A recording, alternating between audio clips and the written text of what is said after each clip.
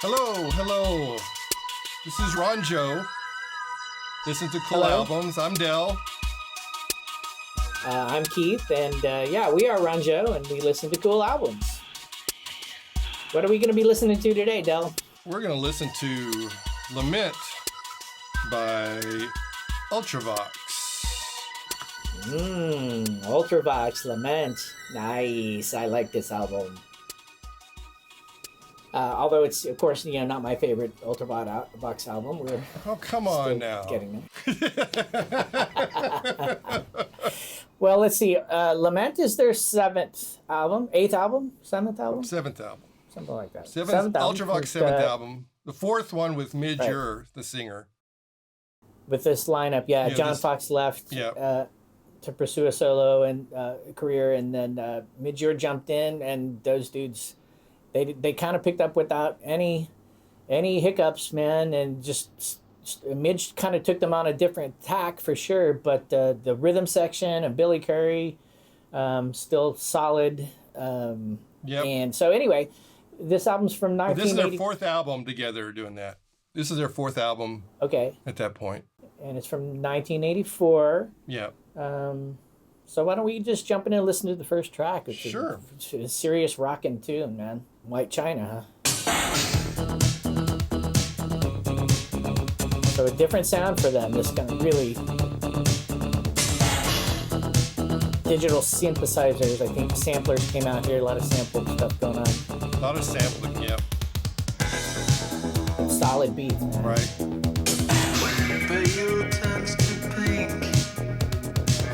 With a soft unnerving ease, and all you've built around me just tumble to the ground. With your future in another. The lyrics on this are pretty interesting. When your life is not your own. White turns to red. White turns to red.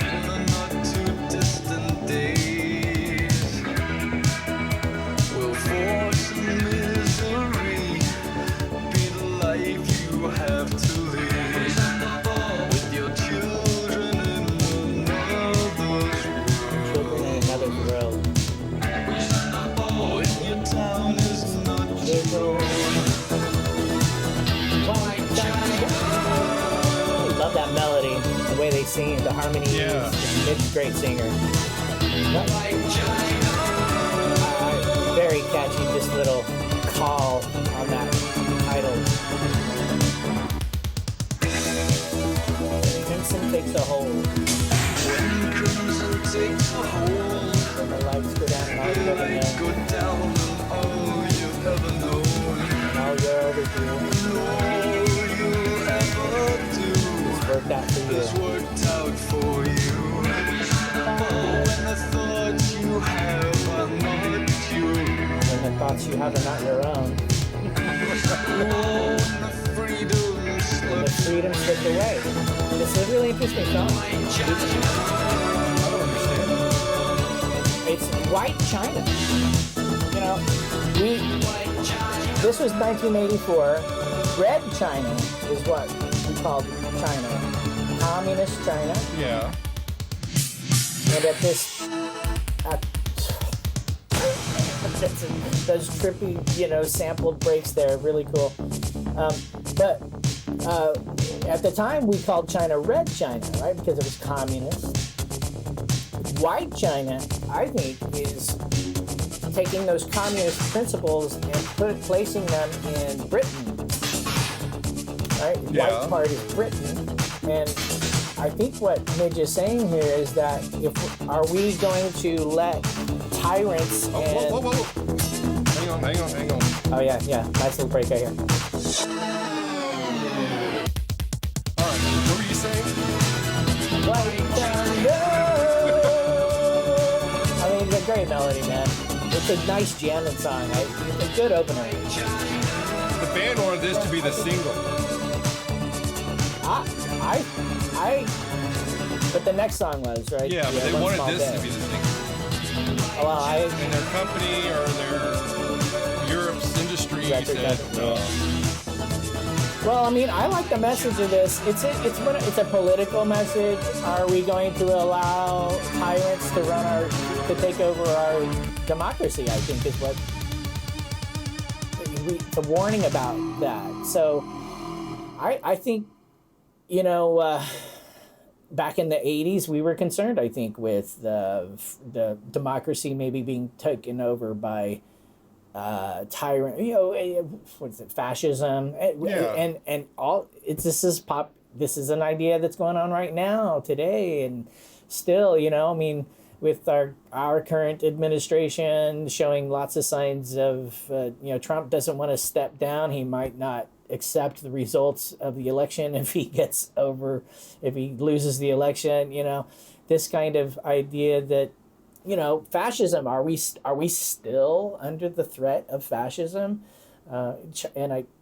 Britain, I think, is the same way, right? I mean, they've got a really conservative administration in Britain as well right now. And to see, I think Thatcher was the prime minister of England at the time. I was reading that she had actually said something about China, that this was actually kind of inspired this, and I don't remember the details, of course, but it was something that Thatcher had something to say about China in a negative light, I believe it was, or something. Of course, I wouldn't remember the details. China in the 80s had just started implementing some capitalist, so it's starting allowing private business, right? And so the economy really started booming in the 80s, and China really, that was the beginning of China kind of coming out of its shell, right? And I think a lot of Westerners in the world were concerned about, is China, there's a billion people, there's a billion Chinese people in the world, are they going to take over, kind of thing. So, I was a little bit concerned when I started listening to, just looking at the title, White China. Are we so white? We think about white right now in our social context right now. What's been going on in 2020 with the Black Lives Matter and everything. I was thinking, well, White China, is this going to be saying something about white supremacy? And it's not necessarily about white supremacy, but I think it is white referring to the Western world. So it's putting the Western culture on the Chinese culture? I think what he is saying is that we are, he's saying when the pale turns to pink, pale light skin turns to pink, maybe that could be a reference to just underneath our skin we're all pink, right? But it also could be maybe our white culture is turning red towards communism. The opposite. Right? Oh, I got you. So, yeah, with a soft, unnerving ease, right? And all you've built around may tumble to the ground, yeah. Gotcha. So democracy is a threat. It's a fear. Democracy. Right. It's a fear thing. Exactly. Yeah. That's what I'm saying. So China was just starting to emerge from its shell for hundreds of years. And it's scaring the heck out of everyone. Everyone. Yes. The Red Scare. Right. Was the Red Scare, I guess, really originally was the Soviet Union. Right. Communism, but China was also communist, but also they were even more tyrannical because they only had, I guess just like Soviet Union had one party, the Communist Party, Red Party, right? So that's what I think this is all about, really, is that kind of, are we going to turn into a white China, right? Are we going to become still? Yeah. Yeah. Are we? Yeah. Are we going to allow a tyrant to destroy our democracy? Yeah. So powerful songs still relevant today, I think. Yeah, it is kind of interesting for this album. When I was listening to this album when it came out, it was like all about the jams to me, and all the lyrics went right past me, man.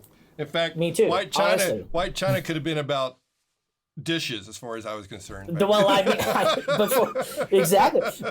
actually looked at the lyrics a couple of days ago, I was like, well, is this song about porcelain?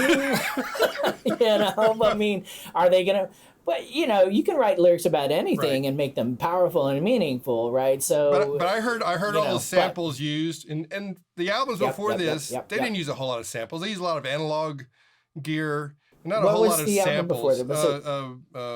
Not Vienna. No, with Serenade and Raging. No, not Raging either. Quartet. That's why I never could get the name Quartet. of that album. To me, the name of that album never made sense to me. But anyway, that's that album. But to me, this is the first time they really started using samples. And what's our friend with Buggles? The producer? Trevor Horn. Yeah. To me, this reminded me of a Trevor Horn type influence production and everything. Well, samplers had just become popular. And so, this was when samplers started taking over pop music. Right. And really, this album, I think, it's more pop because of that. Yeah. It's a more, as opposed to their previous Still has its rock edgings, which I always loved. Those the fat beats. But just the fat beats, man. Yeah. Warren Kahn and Chris Cross. So these two dudes, bass player Chris Cross, Warren Kahn the drummer. Just to clarify. Exactly. So Chris Cross is the long-haired guy there, and then Warren Kahn is down on the bottom corner. When I saw the images of this album, I never knew Chris Cross as having long hair. They all had short hair, were clean cut, so to speak. And then I saw, wait, who's the long-haired guy? Oh, wait, that's the bass player and everything. So it was like... I think Warren Kahn, Chris Cross, I have a hard time remembering his name. Warren Kahn, for some reason, just sticks. But I really like Chris Cross's bass synths and his bass guitar. He's a fretless bass guitar player. He's an electric bass guitar player with the frets. I think his bass guitar playing is really awesome.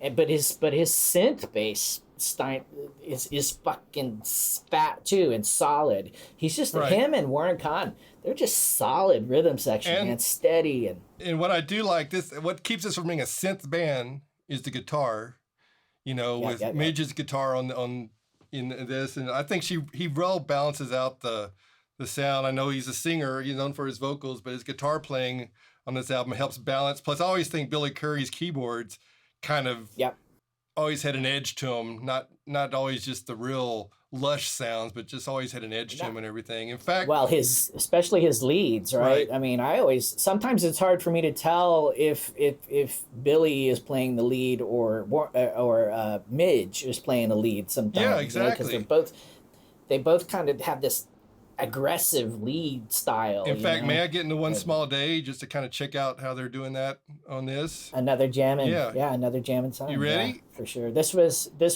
the first single from the album, right? You ready? Yeah. Because it starts out pretty strong. Let's do it. Got that guitar, and then the drums here. Yeah. The stack is high against you, and the hammer's coming down, and the time that's yours lies heavy in your hands. It's dramatic. My sentimental friend, the fast must reach your hand. I like how the first line there is minor, and then on the last it switches to a major scale. I am face down on the cold snow, and they give their all to you, but they're always slipping through your hands. It's challenging here. Life is challenging. My sentimental friends, your time will come again. I love this. But yeah, it's a positive. And then One day, where I didn't die about time, where I could satisfy this life of mine. One small day. One day, where everyone could bring joy to me and live life the way it's meant to be. One small day. they know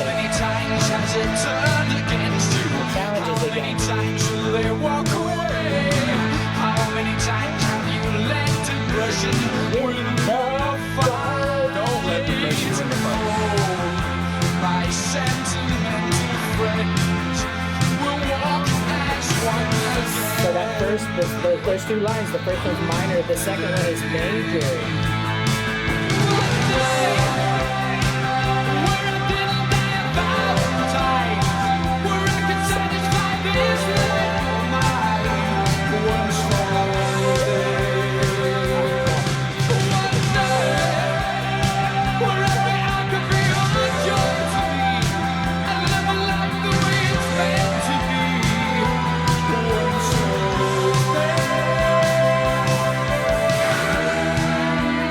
Guitar solo.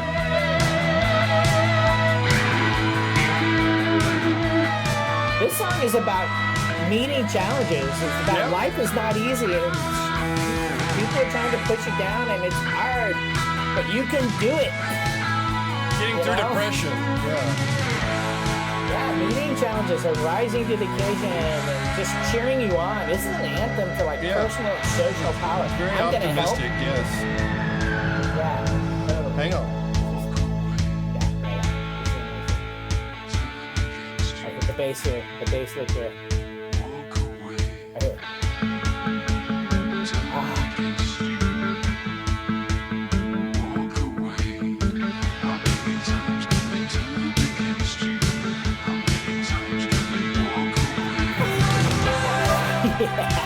That is such a cool break. Yeah.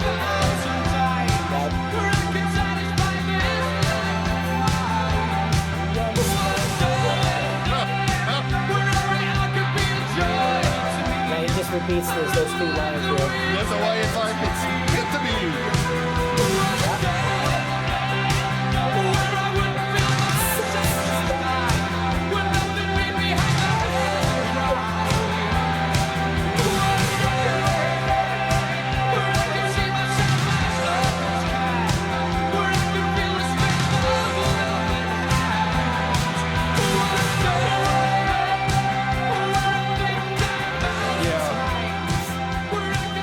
Nice jamming. Yeah, just a big fat anthem to like This makes one a good day single. we're gonna.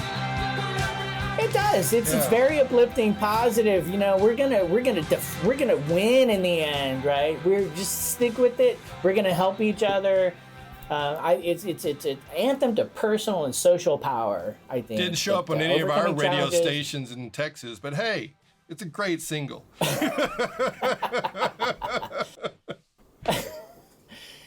Oh, and so yeah, I guess C101 didn't play this. No. I got to hear that one more time.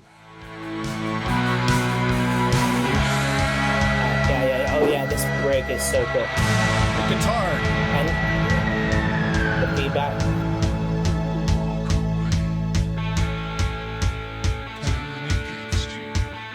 To me, the bass lick right here makes it though. That's a rock and roll bass lick. There's nothing new wave about that bass lick. It is rock. Yeah, it's like Styx could do that. Yeah, 70s, Like, yeah. Right? Sorry, Yeah. I just had to hear that again. I love that breakdown. No. I agree. That is classic. When I think of this album, I think of that bass lick right there. Is one of the things I think. Well, that one song is like those 4 albums we were talking about. This is the 4th of those 4 albums that they were together. You had a little bit of that just about in every one of those albums of just kind of like that breakdown jam type of thing and stuff like that. That's true. So this song reminds me of the whole set, of Ultravox. And yeah, you're right. Yeah. There's not any. There's no samples in this song. Not obvious. Right? Nothing obvious. No. Right. Yeah. Exactly. I mean, there's probably maybe some sample drums in there, but nothing. Know. Yeah, maybe not. I don't know. But so yeah, I think the difference between White China and One Small Day is White China is really slick and more. It's just because of the samples. It feels a little more poppy for the time.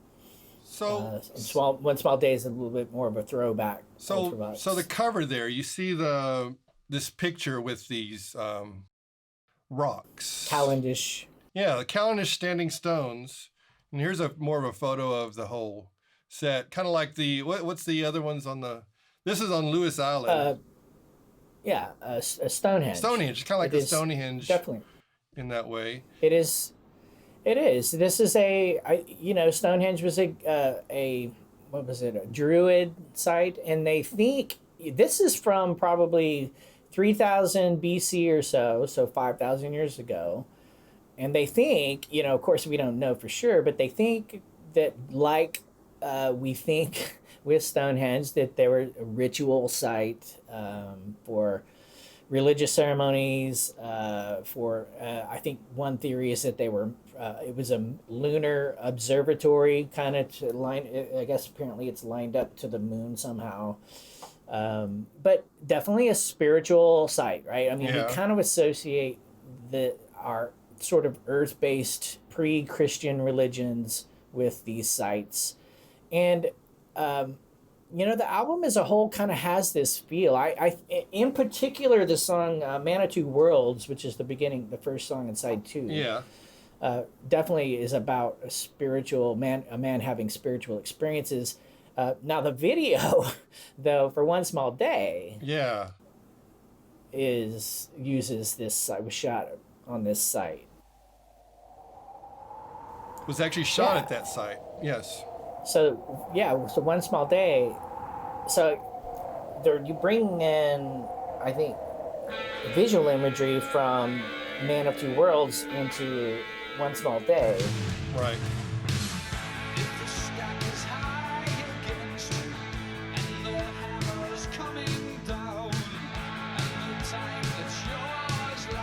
Very 80s video effect there. Right.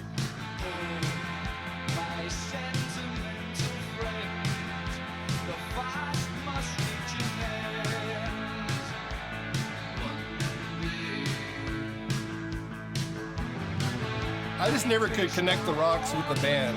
I never could find out why they exactly did it. I never saw anybody talk about it. I mean, it looks cool. Callanish is on a Scottish island up in the Northern Sea, so, this is the water. I think there was snow on the ground, right? See that snow on the ground there? Right.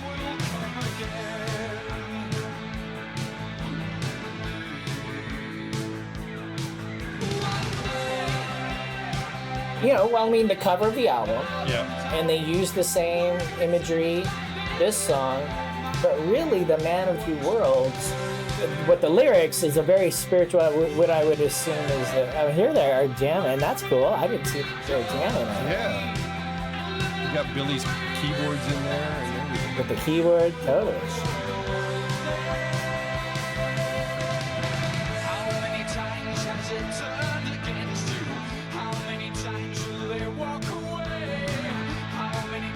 I saw when they shot this, it was cold as well, look at the snow on the ground. Yeah. That's Billy there in the front. Foreground. Yeah. Yeah, they jam. I mean, they are definitely a rock band. Yeah. Even back when they were more, earlier, they were always a rock band.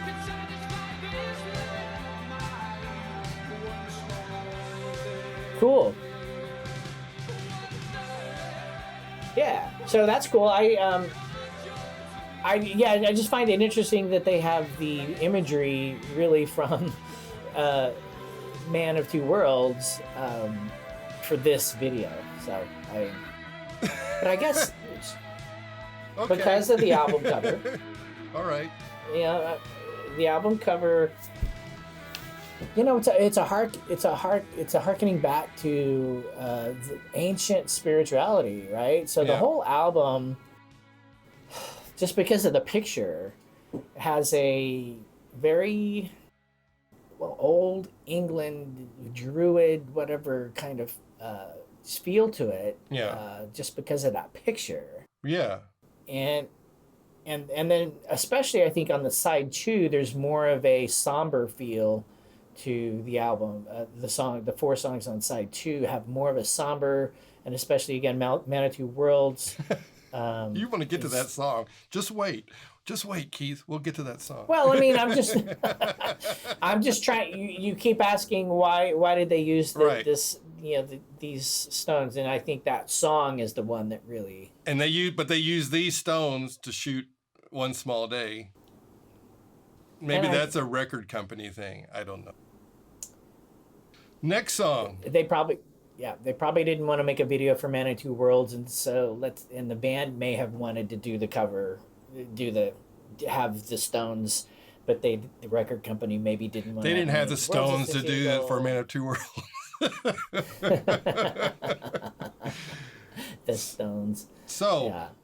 The next song was actually probably the biggest single and the second single from this, and I heard a request to play the video to it, right? Yeah, I think the video is really cool. This was the hit in America. I don't know about in England, but this was the quote-unquote hit single in America. It was number 2, and I've always liked this. It was number 3 on UK singles chart, so that was pretty big. Right. Yeah. Yeah. So it was the second single from the album. And this is Dancing with Tears in My Eyes is what we're talking about, the next tune. And very melodramatic. Yeah. Super. It's always, to me, just over the top dramatic. But it's about the freaking end of the world. So, and I think the video is a good. Shall we? Yeah. Okay.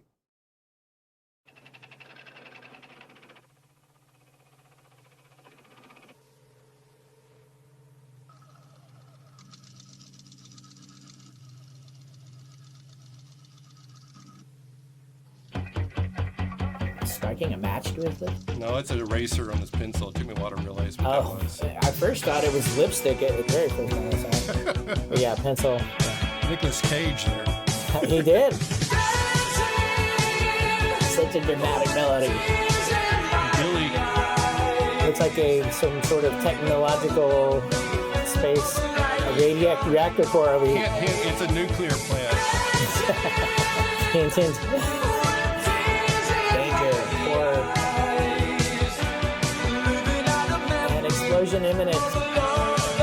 Imminent. The world is going to end. It's coming home from work.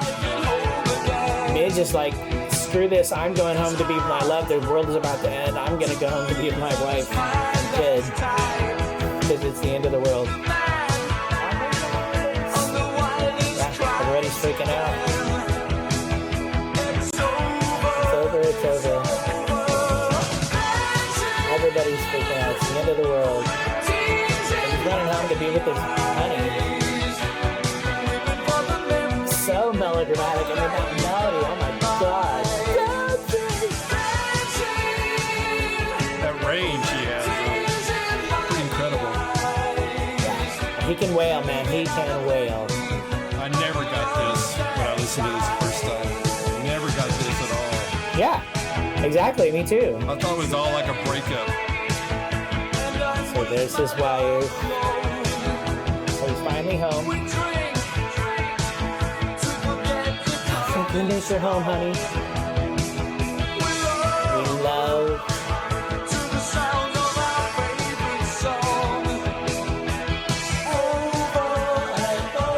So they're spending their last moments together.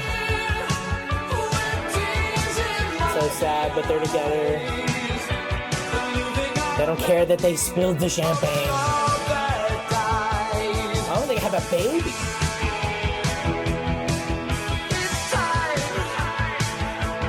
They're in each other's arms. The world's gonna end, but it doesn't matter because we're in each other's arms, right?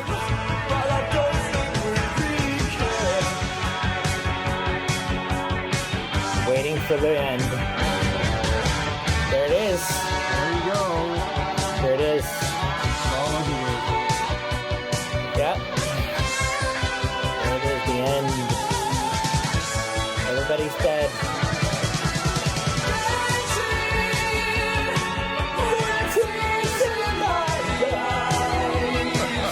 Oh my God.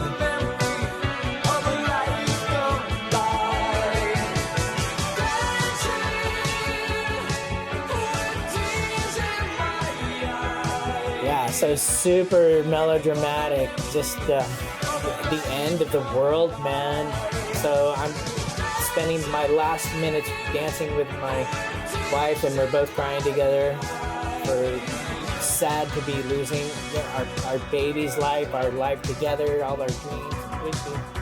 So, yes, it's melodramatic, but God damn it, I mean, it's the end of the freaking world, so yes. I had no idea this song was anything about this. I had no idea. Exactly. So, and I'm glad it is. I'm glad that you showed me the video because I thought it was just I'm breaking up with my girlfriend. Right. It's the end of the world. But and my problem really with this song, and it was for a Ultravox song, it is quite competitive compared to what I'm used to. I thought the whole song, the chorus was just over and over again, and I liked it for a while, but after a while I was like, okay.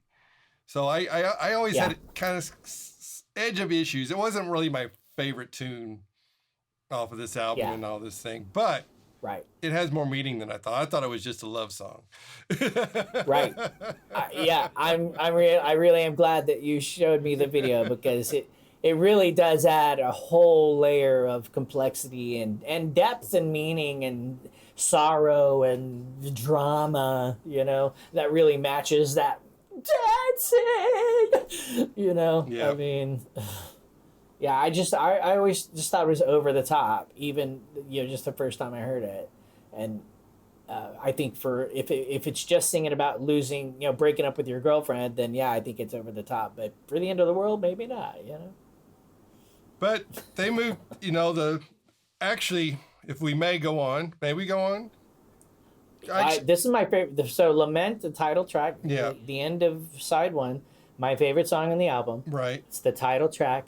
It's one of the reasons I wanted to listen to this album, this song right here.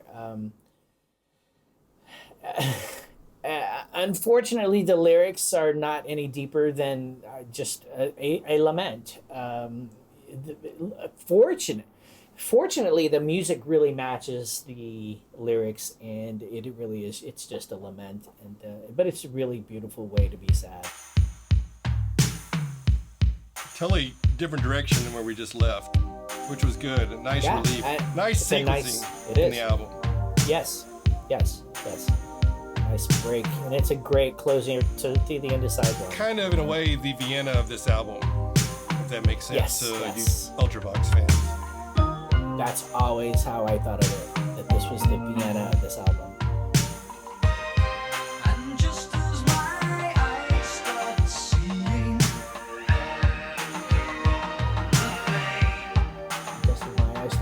after all the pain, the twist in my life starts healing. The twist of my life starts healing, just a twist again. In stillness, in sorrow, returns that softly sighing lament. I love this piano melody here. The mood here, I just love it. Yes, so smooth. Something about those drums always remind me of another song.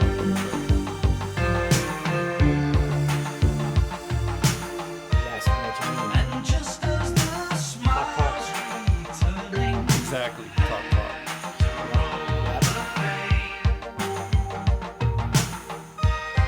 the fire inside stops burning. Just the smile returning after all the pain, the fire starts burning. In moments of madness, returns that softly sighing lament. This is like growing up with sorrow, so subtle and slow. Heartfelt, I love it. It's such a rich that melody, that piano, really curry. And then Vibes. this is or something. It's definitely a digital synthesizer, or sampler maybe.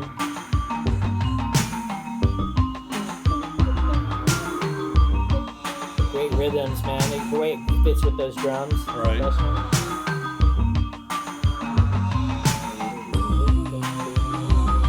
then the vocals start rolling up here. They could have developed this a little longer as far as I'm concerned. I love the remix. I love the 12-inch remix, yes. Yes. They do take their time with it.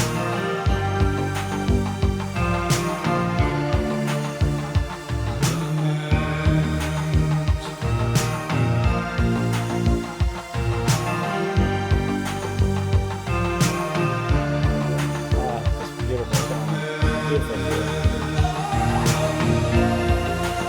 Hey, do you have a picture of this single? Oh, yeah. Cover of the single? It actually was a single, yeah. The mountains. Beautiful. I love the picture.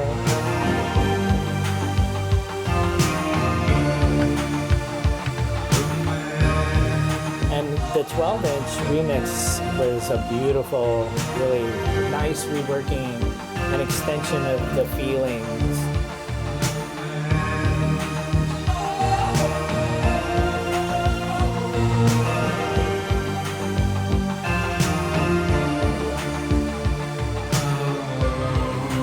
You say this it's the Vienna of this album. Yeah. You know, I mean, I loved Vienna, and I've always been a fan of Ultravox's their ballads, you know? Right. Because they're such a jamming band, they can rock out for sure. But as the contrast, you know, I've always been a fan of their ballads, you know?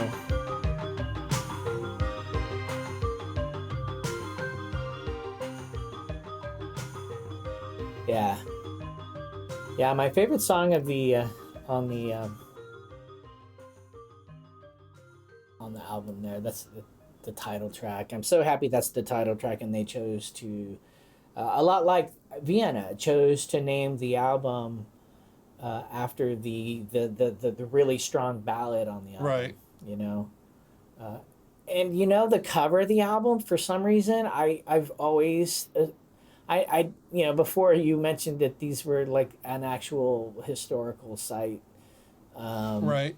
I always got that Stonehenge vibe from it. I didn't. That's obviously not Stonehenge, right? But it is the same, that ancient feel, and the feel of the song Lament, for some reason, feels old and ancient to me too. The lyrics don't necessarily point to that necessarily, not at all actually. One more note I wanted to make about that song, that there's no bass in the verses. The bass, so Crisscross just like restraintfully, or with restrainingly does not play during the verses. And I never noticed that. No. Huh. I was never, I guess, conscious of it until, you know, I listened to it for this album, but I don't usually associate the term restraint with Ultravox, you know, because they're such a rock band, a jam, but they can. And I think that's one of the things I like about their ballads is that. You keep saying ballads, and I never associate ballads with them. But yeah, no, I just never associate it. I never even thought of Lament as a ballad. I always thought of it as a mood. But I guess it is a ballad. Yeah. Yes. Well, the slow song, you know, the slow, but that, I think that's what I like about Vienna and Lament as songs, is that they do show a maturity in the players where they don't feel like they got to play all the time, or they've got to be rocking out all the time, you know. So even though they can, and that's one of the cool things about, you know, these dudes definitely can jam, and they do. I've always been curious, and I never can find much on them. In looking at this thing, you know, how you can look at bands going, well, this guy did this guy did this. With this band, I never could figure out how they write. I don't know if it's Billy. I know Billy's got, you know, such chops on. It seems like he has a classical background, a keyboardist and a violinist. Yeah, but I don't know if it's Midge's lyrics, Billy's tune underneath it. It's Billy's songs, Midge's lyrics over the top. Right. You know, if they're in a room together. I'm always curious about this setup, how they put these together. But I agree, and I think that's one of the strong. I think that shows as a band, one of the things I love about bands and ensembles. Because credits, if I may, credits is always all four of them. Exactly. When you look up anything, it's all four of them. Yeah, go ahead. I'm sorry. Exactly. Yeah. So that's kind of, and that reminds me of the scene in Bohemian Rhapsody where, have you ever seen that one? Yeah. Queen's, where, they're talking about, Freddie wants to go off and do his solo stuff, and he does, and they break up essentially, and there's all these bad resentment between them. And when they finally get back together and they say, look, no more, So wrote this song. Every song is by Queen. Yeah. Right? And I think that is a great attitude for a band. Yes, I agree. That, so who knows who writes the lyrics? Like with Rush, Neil Peart, the drummer, was the lyricist, right? But he didn't sing. So I think I love that about a band, that it shouldn't matter who writes what. Right. That like the Who, it's all Pete Townsend, in a sense. Right. But right. Exactly. And that's what's screwing with yes. the band, with Roger Daltrey, is that he didn't write anything, so he's, and that kind of crap. Yeah, I agree with you. Yeah, exactly. When you got an entity where there's a group of people working together, to me, it's an entity. I think it's like with Ultravox here, and I think with Rush and Queen, that the sum of the parts is greater than, or the whole is greater than the sum of the parts, right? You put these four guys together. They feed off each other. Good, but then react to each other. Yeah, exactly. Yeah. So that was the end of the first side. Yeah, nice side album. That was a nice side. If you had the LPs back when there was vinyl, back when there was sides. Well, and you kind of you got to take it that way, right? I mean, albums these days are not written that way. No, there's definitely sequencing where one song comes after the next, and you want to think about the entity of a group of songs as a whole and how the emotions flow between one and another. But really, back in the day, man, you had a cassette or a record, and halfway through you had to flip that thing over. Right. So, yeah. The second side of this record, I don't feel is as strong as the first. Just kind of overall, there's some nice moments for sure. Why don't we get into it before we start taking it apart? All right. Sorry. Here's the fifth track. Man of Two Worlds. This is a song you've been talking about since the beginning of the show. All right. And the lyrics are cool. Definitely. I think lyrically, this is the best song. It's got the little break in the middle where the woman sings in Gaelic, which I never knew, but we'll get to that. And the chorus I do think is beautiful, for sure. So thinking about spiritual experience. Here's your bass.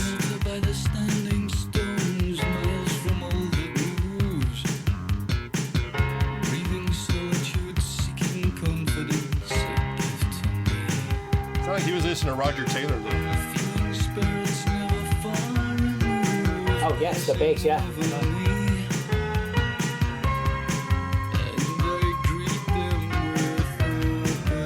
He's greeting these spirits with open arms.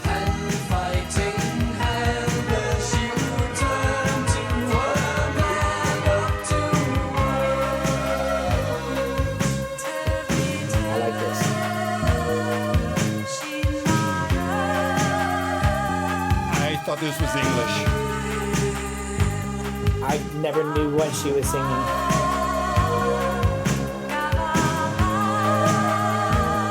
After the song, I do have it translated. Yeah, I do too. Yeah. Gaelic, not English. Gaelic. Passages of ancient rhyme cut so deep, so old. Telling tales of travelers and Tales of travelers and mystery. spirits never far removed, calling out aloud.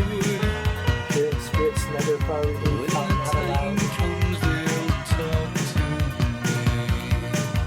Spirits are gonna help them.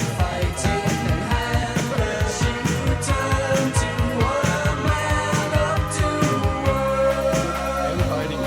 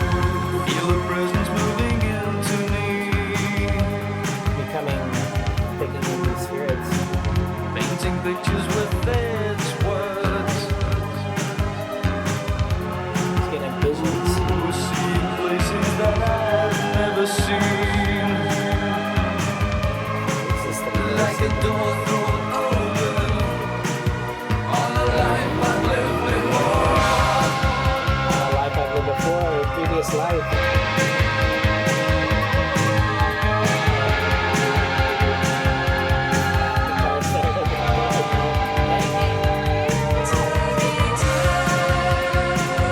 Yeah, and then the girl takes it with it.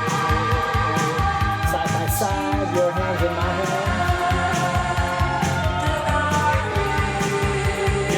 Sing to the song, I sing all this as some kind of English. You know, I can never tell what they're singing anyway. Why not?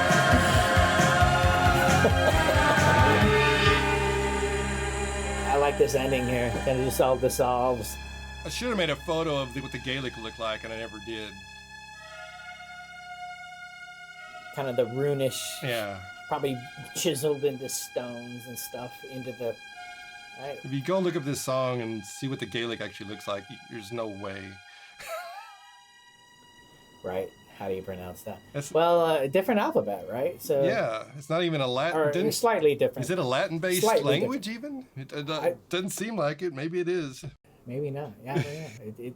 When I look at the Gaelic, the way it's written, you know, when you find the lyrics.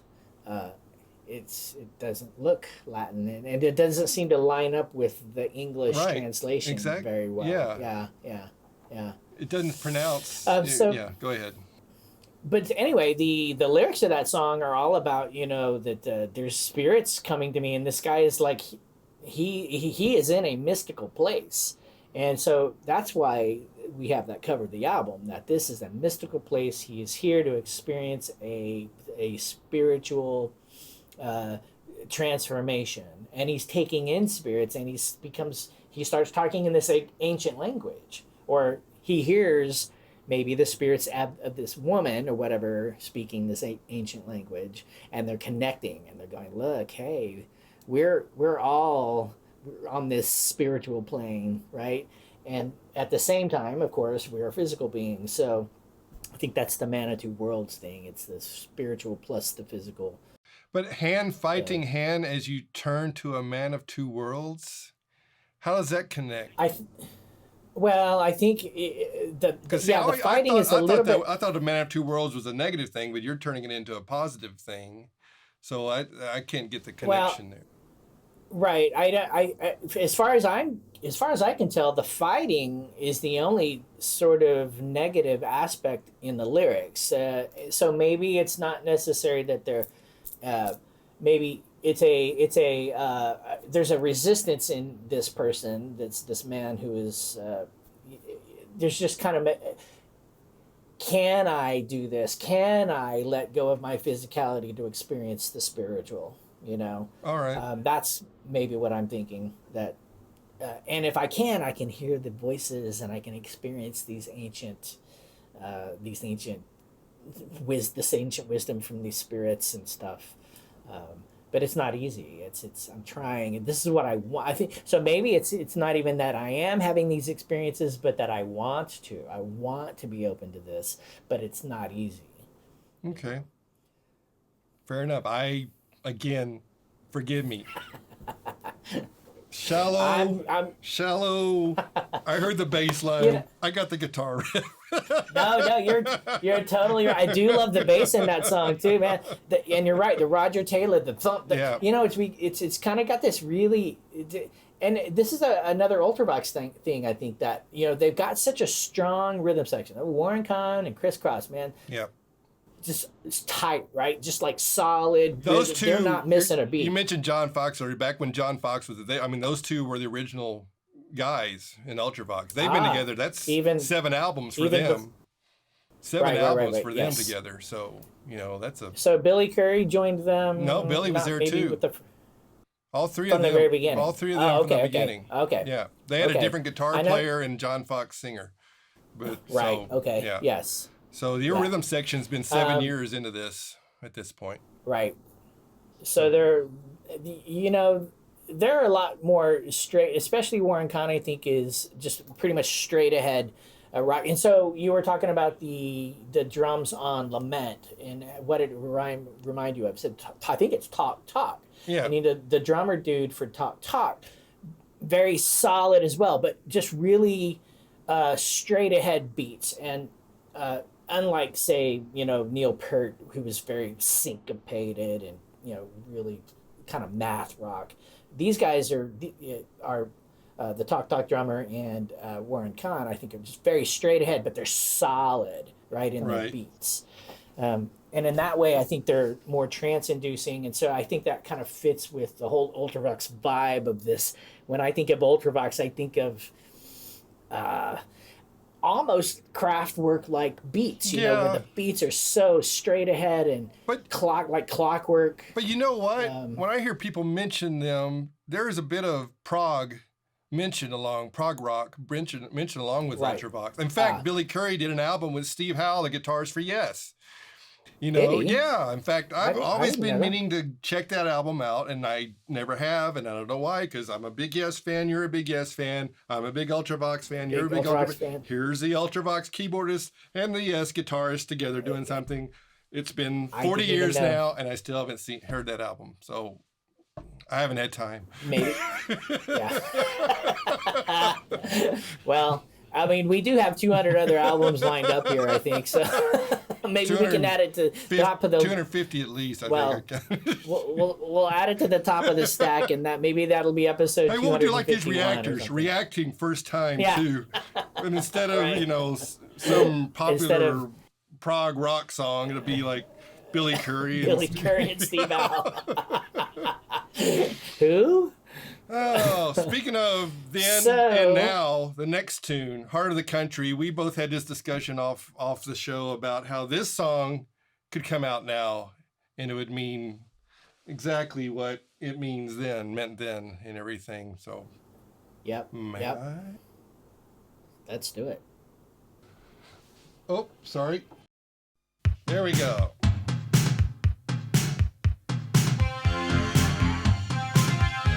Solid beat. This is another kind of means me the Talk Talk drummer.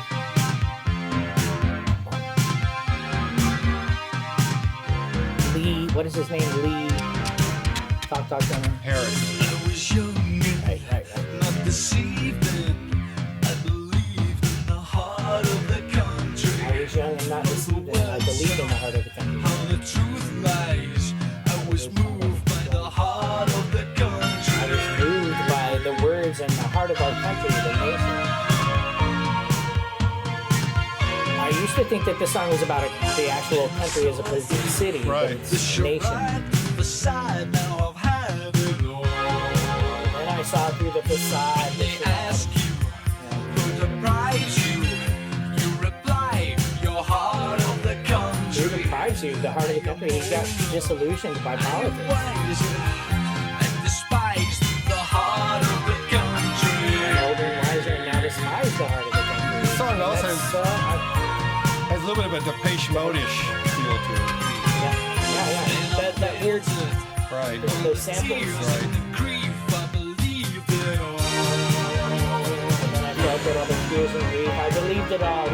He was resenting politicians and the politics, the division in the country, which is real.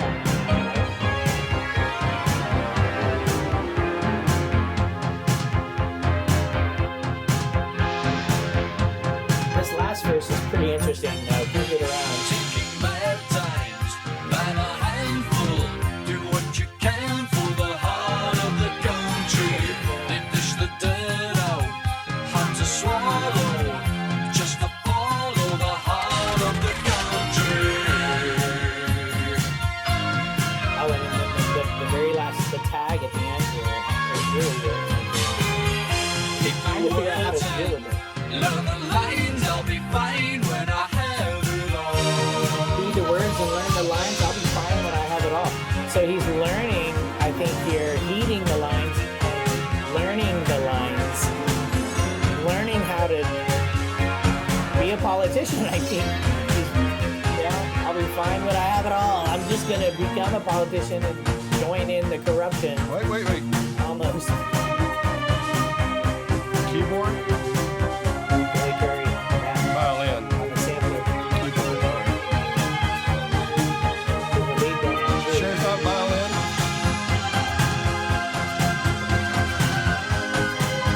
So there's the high guitar. Sure it's not violin? But yeah. No, it's probably layered violin and sampled strings. And then that high guitar, I would miss. Side, yes. That's such a subtle little fall. I love it. You know, I don't think I really even noticed that until I listened to it again, you know, more closely. This mood at the end of this, I know there's an instrumental version of this that was put out. Yes. This mood right here, I like the way they just let it go for a while at the end. Me too. The melody. Yeah, there's a Depeche Mode. Yeah, that percussion in the background. All those albums were coming out. In fact, this was before Depeche Mode really, I thought. Well, it's not the same time. It's around the same time. Yeah. Depeche Mode got into their samplers.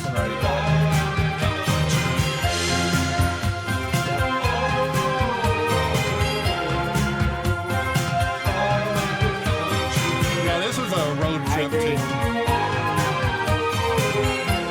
It's a good road trip song, yeah, for sure. I like this tag. This reminds me of, we did Kate Bush Aerial last week, and this does the tag, the coda in the end, where they just jam with that, go with that mood, right? Extend it. And you're right, there was a 12-inch of this that was nice too. See, if I didn't know any better, in fact, I would associate this with the album cover, you know, in a way, with those. Right, yes. Yeah. That melody. Right. Yep.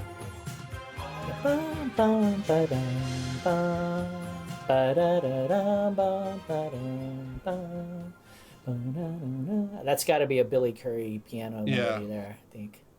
Yeah. Classic Ultravox. Yeah. Yeah, this song, like you were saying in the lyrics, this song, when I looked at the lyrics, I said, wait, when was this written? It's like, the line at the end, you said, heed the words and learn the lines. I'll be fine when I have it all. To me, that's almost a sarcastic, like, you know, it's like, well, I'm just going to, if I get, you know, if I learn to say this right, and if I play, you know, the way everyone wants politicians to do, go, then I can have it all. And I can join all the corrupt politicians and I'll have it all. Yep. Yes. I can root for the winning team and. Yeah, I know. It's kind of like thrown in that. It is. I do like that. You said it was sarcastic. I think so. I think it's. That's the way I saw it. When you start talking about the lyrics, well, that line to me is like, that's what I say when I face a crowd. It's like very.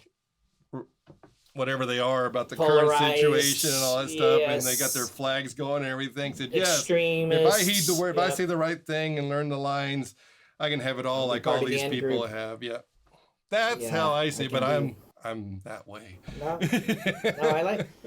You know, I think that is one of the main problems that we have right now in our politics. It's so polarized. We got the extremists and I think that's something that the internet just allows, right? We got so many channels. Right. And there's no filter, you know, there's nothing between, like us, right? I think we've talked about this before, that we've got this show now, and we don't have to, like, we're not trying to sell this to CBS or ABC. We're not trying to get a show sold. We're not trying to get our 10,000 subscriptions. Our one subscription. Who is me.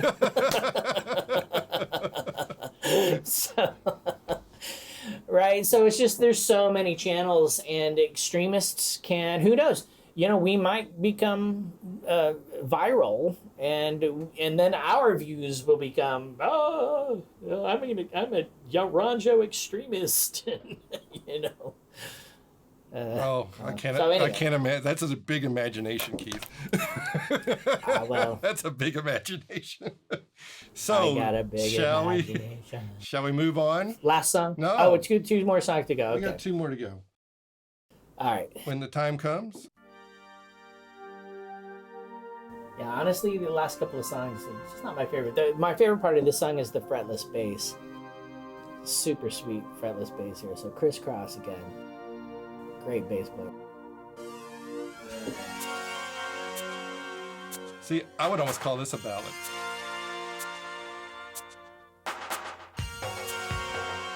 if I was to label something a ballad. I would label this a ballad more than Lament. Why?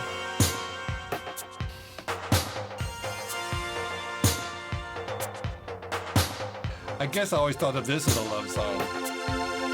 Alright. So you think it's over? So you think that down's the only way out? A sad excuse Breakup song. with your head held high and your heart still full of doubt. It's just like you to scorn, the only one who mourns the day he doesn't love you. When the time comes, I'll cry. It is a little slower. It's the less instrumentation. It does have that new romantic bass. When my heart tears, I'll cry. Mick Karn Yeah, bass yeah. line almost. Yeah. Yeah. So you gave up giving. Almost a Japan feel to the whole song, When actually. the awkward silence falls, Yeah. deny the life you're living, just a fleeting love that you only have recalled. It's just like you to me, a passion turned to hate, the day he doesn't love you. Yeah, it's a pretty cynical love song. It's a Oh, it is. bitter, Yeah. bitter. On the day that you cut the thread, when my heart tears, I'll cry. That's like a sarcastic line to me. Maybe. But still we're here together, feeling hell. I like the keyboard lines right there. Heaven turns to hell, the taker and the giver. And that low string When we fills up the hole. we now, it's just like you to take the step that makes them break.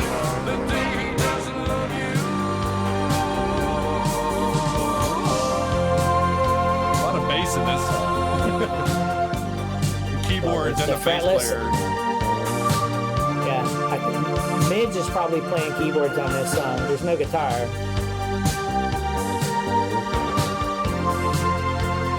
That fretless bass is the best part of the song. I know Midge plays Here's some it. keys at times, too. At least live. Oh yeah. Oh yeah, he's a good keyboard player.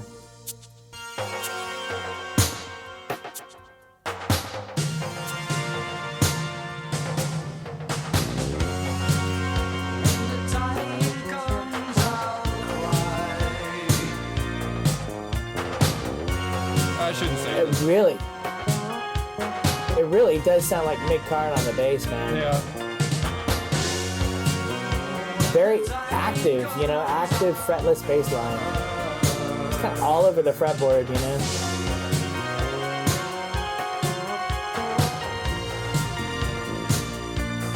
Solid, rhythmically solid, but all over the place melodically.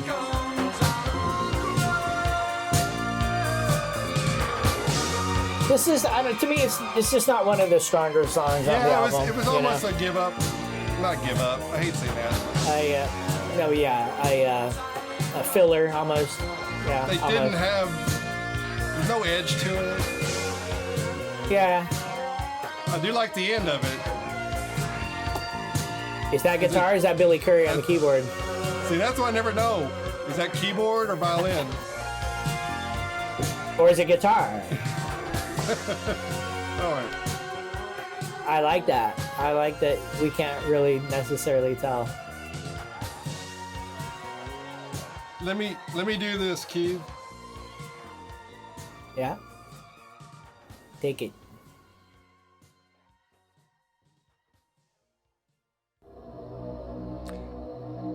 I love this song. Take it.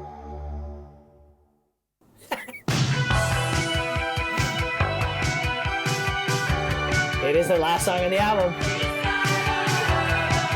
have a tradition of It is a jamming nice- on the last tune of an album, and this still does that. Yep. Yeah, Chris Cross playing the electric bass here. And then the guitar lick.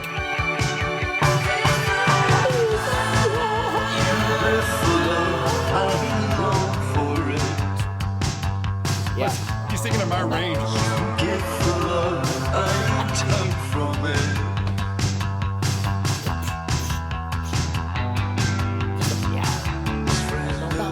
Yeah, this is a cool jam. I like this feel right here.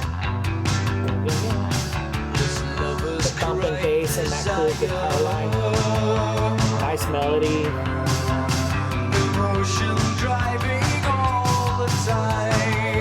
Mitch takes the melody up an octave there. Are these girls? Yes. Those are definitely girls, yes. Female singers. What if it was the Dalek girl? Maybe so. McKenna. Let's see if she's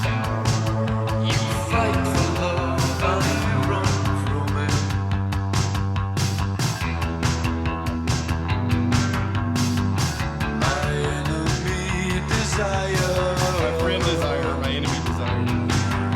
yeah, I know. So this is it's emotional and visceral. Dangerous thing. Yeah, it's emotional. It's a dangerous thing. The highs and lows of emotional, visceral extrapolation of Can't control it, highs I and can't lows.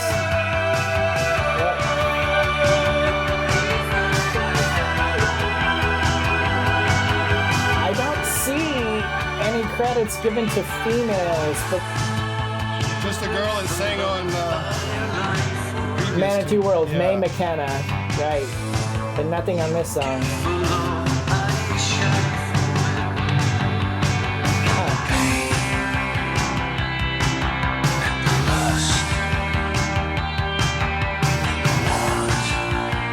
Midge is a good whisperer too. What about these vocals here? Well, you know, I think Warren Cant has a high voice. I think maybe he's singing those backing lines.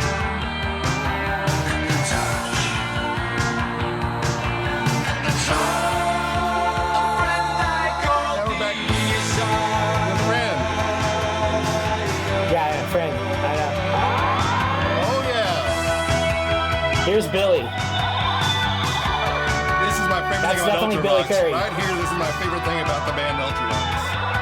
Billy Curry leads.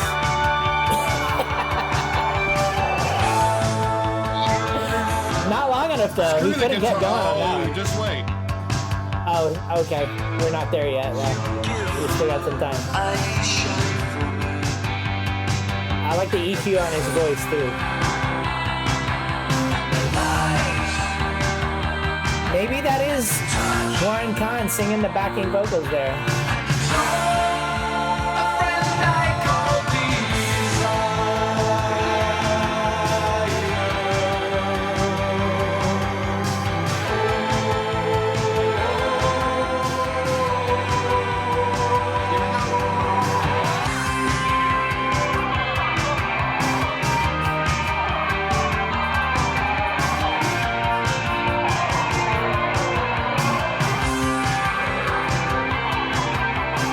That right there, I love that. Yeah, he's going off. Love it.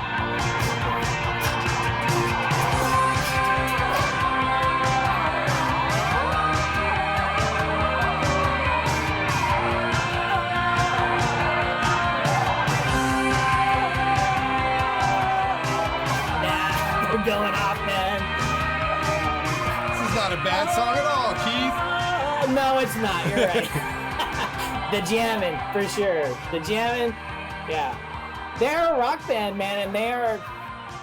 I love their dynamics, man. You know, I mean, one of the coolest things about just music and especially bands, right? Is people jamming together, expanding energy, feeling, and making it beautiful, beautiful freaking jams. But I have to go back to my favorite part of the album, and we missed it a while ago. Uh oh. The little.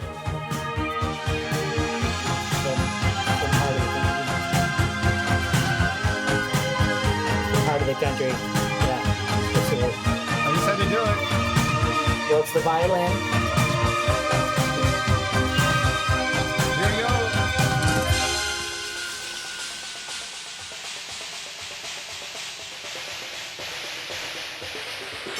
That's a sampler. It's got to be a sample. Yeah, a but- sample of a splash cymbal or something. But you got to play it like this. Okay. You got to do right. air sampler. Maybe. I know It it's could be just Warren this, Ca- but I got to do it like Well, it could be Warren. It could be Warren Kahn It could be. tapping on a keyboard, going. When I finally saw Raging Eden, when they redid that live or something they did when they played, I think it was 2010, they did this live reunion thing, and Warren Kahn played a lot of things that weren't necessarily drums back there when he was on the drum. So he did a lot more than I realized. So I always thought he was the drummer that was kind of solid, holding it together. But then when I saw them live, I said, oh, he's doing quite a bit of stuff back there. Right. That's why. When we were talking about the credits and the band, the ensemble. Right. I really do think that these guys, anytime the drummer can take a compositional role. Yeah. I think that just lifts the whole band. Yeah. Right. Yeah. The drummer's not just the dude keeping the beat. Right. Yeah. He's and he's not necessarily showing off either. He's more of whatever needs for that moment, that thing and all that stuff. Whether it's a exactly. Yeah, no. He doesn't have to play, but when he does play, well, who knows? Who knows what he's playing, right? Like kind of like you saw in the concert, right? But he might be keeping. Yeah, go ahead. Go ahead. I didn't think about what you said a while ago when I realized that those guys, Chris Cross and him, had been together doing that for 7 albums at this point. So that's a pretty good, solid thing. Because solid rhythm section. Yeah, solid rhythm section. Because sometimes some bands you don't get that. You get people thrown in the bass player, new drummer, and all that stuff. And that's why. Yeah. That's one thing about this band. I know they had a big switch over from album 3 to 4 and everything. But this. When I looked it up on Wikipedia, this was the classic group. These 4 was the classic kind of like Yes and like Steve Howe and Alan White, Chris and John. Chris Squire, exactly. Kind of the well, that's not a bad album. I didn't rate this album that high. In fact, when you said you want to do it, I said okay, we can do it. And I'm not sure if I lifted up too much higher. I had it around about a 76 out of the way I rate things and all that stuff. Yeah. But it is an Ultravox album. It is.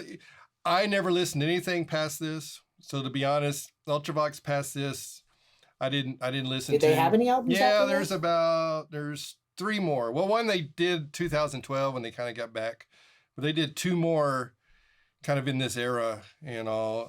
Okay. I don't. I mean, this is the last one I really listened to, and everything. That's a good point. I don't even remember. I didn't think they did a whole lot new here. To tell you the truth, I thought this album they didn't do much new and everything. I thought they could have done one more track, something that would be really kind of interesting and avant, because they used to be more avant than this album. To me, especially with John Fox, they were. Well, yeah, but even the 4 of them, they used to do. I mean, every album had something kind of kind of different, progressive. I mean, to me, this band was the edge of progressive. Well, we're definitely going to, in the future, listen to Vienna for sure. Yeah, they had Raging Eden. Right. 2 years after this, they had an album called Ultravox. I forgot that. They had an album in '93 called Revelation. Never heard that. Ingenuity '94. Have no idea. In fact, I think Midge left after a while. Yeah, Midge left 80. Huh. Yeah, Midge left 88 to go do. He was very. What was he? Yes. He was involved in so many. Far-reaching. Yeah. Well, the classic. What did the? Do they know it's Christmas? Yeah. Live Aid. Yeah. That the Michael Jackson thing was a whole ripoff of the Do They Know It's Christmas? Right. That happened first in Midge Ure and the dude from Boomtown Rats. Bob Geldof. Yep. Right, that was their project. They got Right. all these stars together and raised money for Africa, starvation. There was a big thing in the 80s at that time. And then Michael Jackson a year later, so Right. got a bunch of American stars together and they did their thing. So he was busy. He So- was very, what's the term? Not philanthropic. There's a term. Yeah. Well, For that. he had lots of. He was involved in. He was I an think activist in philanthropic. a He was sense. activist. Yeah. Right. Kind of like Peter Gabriel. Yeah. Socially conscious. Yeah. Right. Especially He back had then, you just- see a lot of those things. He was involved in most of them.